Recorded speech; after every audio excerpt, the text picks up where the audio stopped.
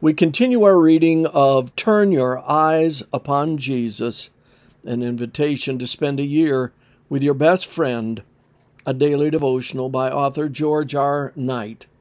Today's reading, January 21. A strange agent of Providence.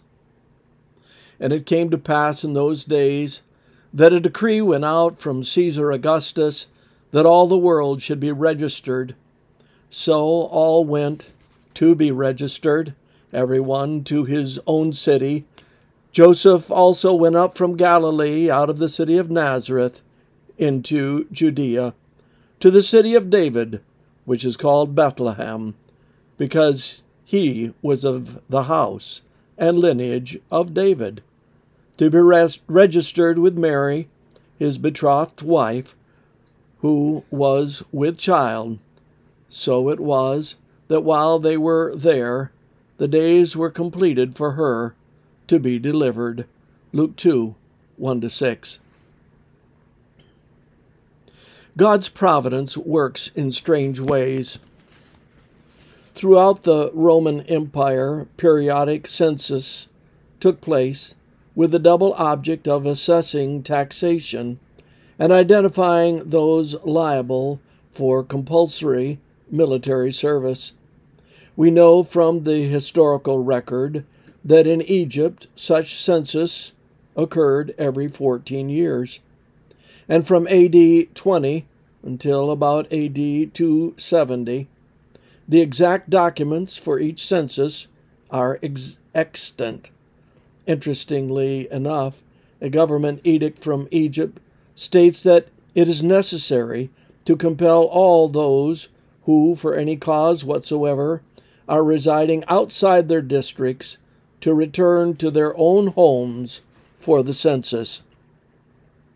Thus it is that we find in the birth of Jesus the initial contact between the most powerful emperor in the world at that time and the future King of Kings.